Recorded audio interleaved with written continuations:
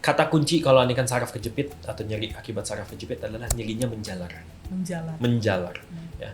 Menjalarnya bisa ke tangan, atau kalau anikan yang tadi saya bilang kejepitnya di tengah, kebas ke dari dada ke bawah, atau kalau udah berat ya lemes. Jadi jalan kok kayak pengen duduk aja, kaki tuh berat banget rasanya. Ya. Jadi kata kuncinya itu ada kebas, kesemutan, nyeri menjalar.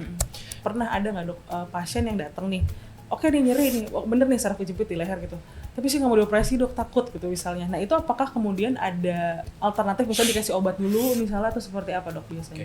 Jadi memang step ladder buat pengobatan saraf kejepit itu saya bilangnya ada 4 tingkatan. Tingkat paling pertama itu yang paling ringan, kita coba dulu dengan obat dan istirahat. Ya.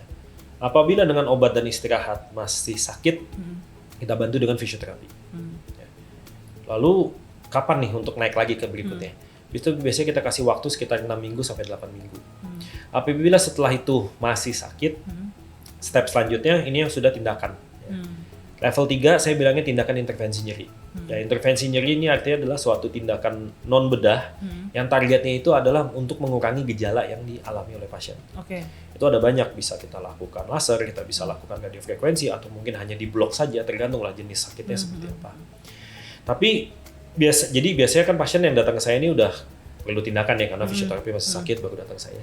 Tapi itu biasanya saya lihat dulu dari hasil MRI-nya. Kejepitnya sudah berat atau tidak. Karena kadang kalau memang dari hasil MRI sudah jelas kejepitnya berat, kemungkinan kalau kita lakukan pain management paling 2 minggu, sebulan sakit lagi. Kadang-kadang kalau sudah berat begitu ya saya langsung sarankan operasi.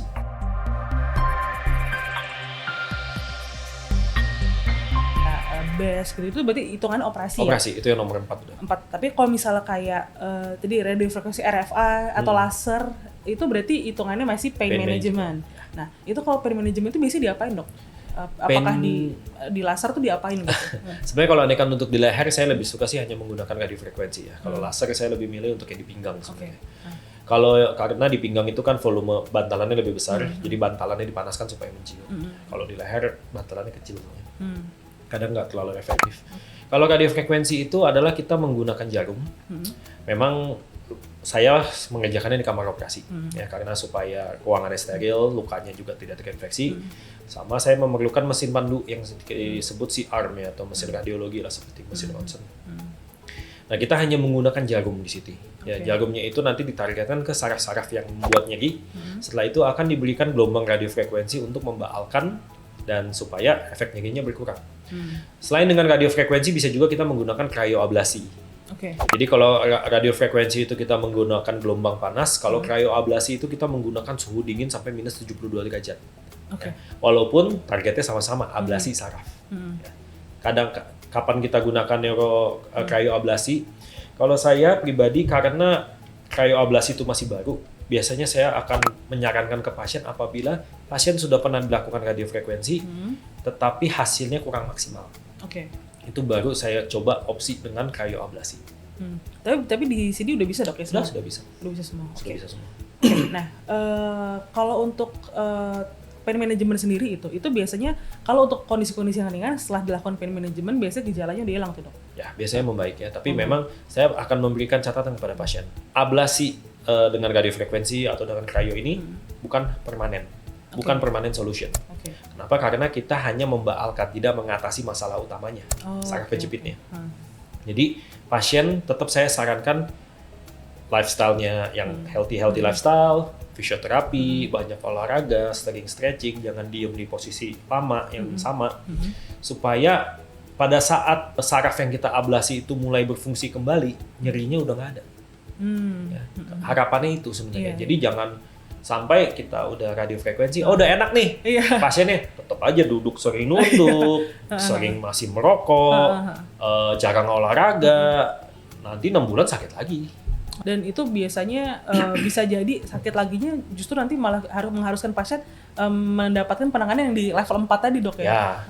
Perlu operasi kalau ini kan. Jadi kalau ini kan misalnya dengan dengan pain management tidak maksimal ya step selanjutnya operasi. Nah dok mungkin terakhir gitu ya, boleh nggak dikasih tahu gitu ya ke Sobat Mandaya gitu. Biasanya kalau ada pasien datang dan dia mengeluhkan ada nyeri di leher, Kan kadang-kadang ada yang kayak ke dokternya ntar dulu deh, sakitnya belum terlalu gimana, ntar ke dokternya ntar gitu. Tapi sebetulnya ada nggak sih tanda-tanda yang sebetulnya itu orang tuh sering rasain, cuma dia merasa itu kayak belum krusial, padahal itu udah tanda krusial bahwa harus ke dokter untuk periksa terkait saraf kejepit gitu. Oke, baik. Memang paling pertama nyeri ya. Kalau nyerinya masih hilang timbul dan tidak terlalu mengganggu aktivitas sehari-hari, ya bolehlah, mungkin belum perlulah ke dokter. Kapan yang kita perlu ke dokter? Yang pertama tentu nyerinya semakin lama semakin memberat, intensitasnya semakin meningkat, dan yang sebelumnya mungkin dengan istirahat atau minum obat bisa membaik, kali ini udah nggak membaik. Itu yang pertama ya, nyeri. Yang kedua, kalau ada keluhan kesemutan atau kebas. Sama, kalau andaikan masih posisi tertentu, cobalah stretching dulu, ya, olahraga dulu. Tapi kalau andaikan kebas kesemutan yang semakin memberat dan tidak menghilang, ya itu juga mungkin harus segera diperiksa. Dan yang terakhir yang paling krusial nih, kalau sudah mulai ada gangguan motorik, tangannya kok genggam, misalnya megang gelas nih, tanpa disadari jatuh. Atau lagi nulis, tiba-tiba kok lemes, atau megang sesuatu jatuh, itu hati-hati. Atau kalau yang lebih berat lagi, kebasnya sampai ke kaki, ya, kejepitnya berat sampai ke kaki sehingga menyebabkan mungkin jalan masih bisa tapi kayak, aduh kok capek banget ya, perlu duduk dulu sebentar. Nah itu yang hati-hati. Oke.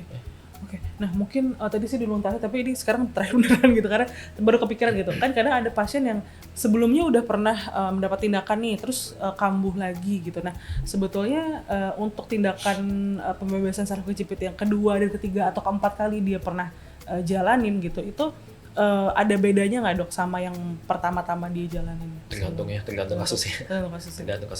Apabila misalnya bantalannya di level itu udah diganti, ternyata kena bantalan atasnya, ya udah kita mesti tindakan yang sama. Atau misalnya sebelumnya sudah dibebaskan dari belakang, tapi ternyata masih ketekan, ya mungkin kita harus bebaskan dari depan. Begitu juga kebalikannya. Sudah dibebaskan dari depan, ternyata dari belakangnya ada yang tekan, ya kita perlu bebasin juga dari belakang. Jadi benar-benar tergantung kasusnya, apakah sakitnya di tempat yang sama, di sisi yang sama, nah itu beda-beda semua. Kita nggak bisa bilang.